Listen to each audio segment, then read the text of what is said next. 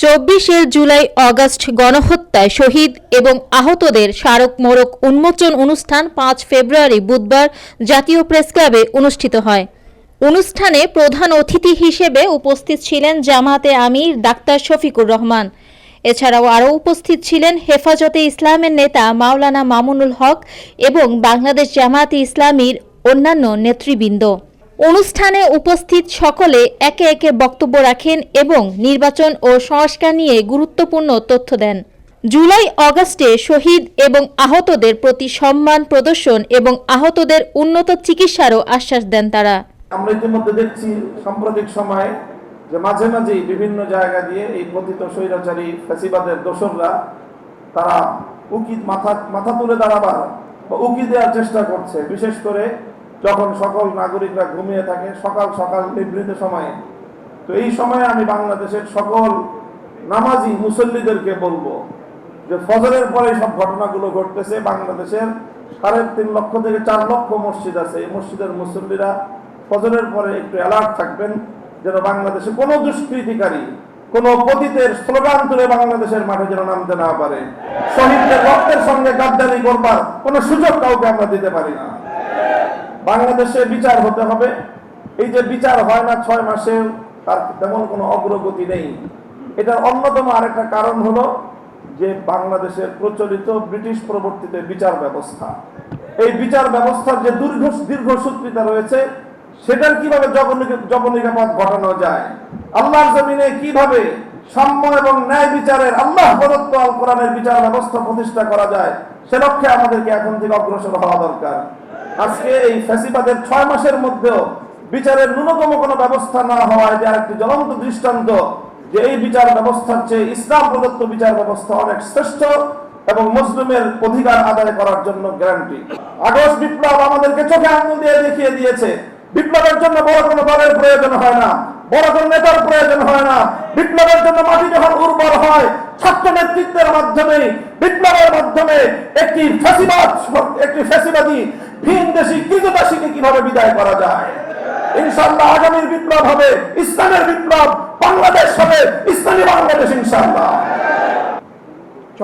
৫ আগস্টের আগ পর্যন্ত এরকম একটা আয়োজন আমরা কিংবা কোনো বিরোধী দল কল্পনাও করেনি।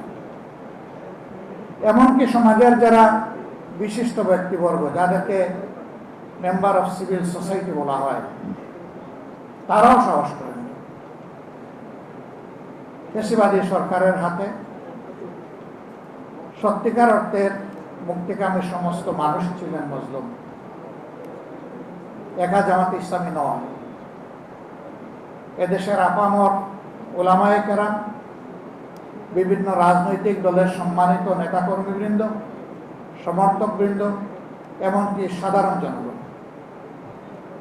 আজকে যে ক্যামেরাগুলো জাতির সামনে এই বক্তব্যকে তুলে ধরার জন্য এখানে অংশগ্রহণ করছেন, তারাও ফ্যাসিবাদের থাবা থেকে মুক্ত ছিলেন।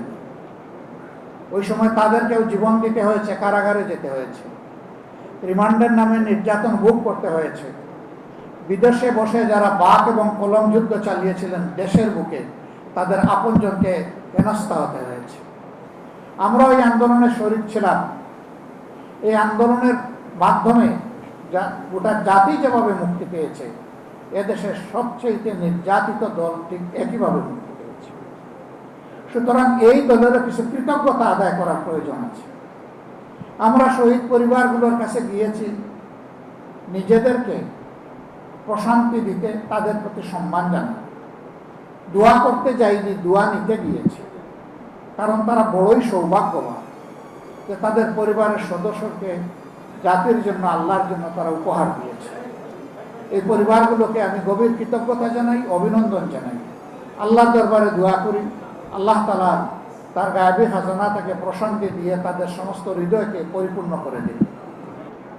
একটা নিবৃত পল্লীর ছেলে, গরিব পরিবারের সন্তান, তার পরিবারে তার মতো শিক্ষিত আশেপাশে, এই তার শিক্ষার আশেপাশে আরেকজন সদস্য নাই। সেই ছেলেটাই দুনিয়ায় নতুন ইতিহাস রচনা করলো।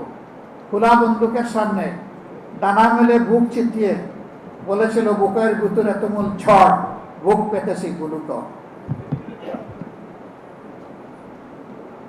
সে জেনে শুনেই শহীদ হওয়ার জন্য ডানা মেলেছিল এবং তার পথ ধরে বাকি শহীদেরা বলেছে আবু সাঈদ আমাদের ভাই, যে শাহাদতের সিঁড়িতে সে পা রেখেছে, আমরা জাতির জন্য সেই শাহাদতের পিঁড়িতে পা রাখতে চাই।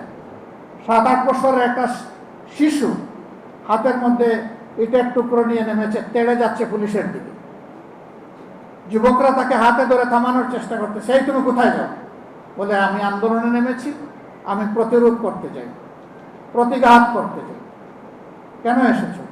আন্দোলন করতে এসেছি। কি জন্য তোমার আন্দোলন? ওরা আমার ভাইকে খুন করেছে। কে তোমার ভাই?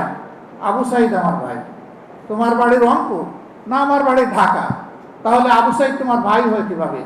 যে জাতির জন্য জীবন দিয়েছে সে আমার ভাই হবে না তো ভাই হবে কে? তারা বলেছে বাবা তোমার আন্দোলন হয়ে গেছে, তুমি যাও, আমরা আছি। ঝাঁকি মেরে ছেলেটা বলল ছাড়েন আমার হাত, আপনার আন্দোলন আপনি করেন, আমার আন্দোলন আমাকে করতে দেন।